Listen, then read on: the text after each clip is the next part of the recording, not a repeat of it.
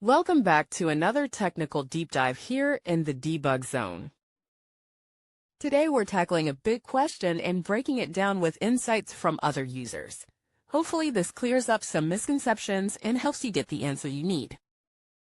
So buckle up, stay a little curious, and let's jump right in.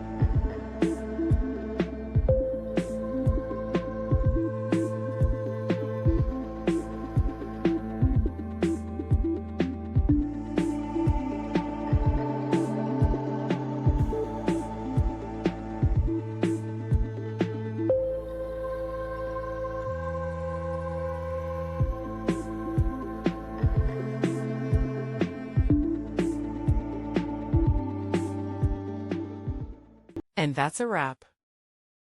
I hope you found the answer you were looking for.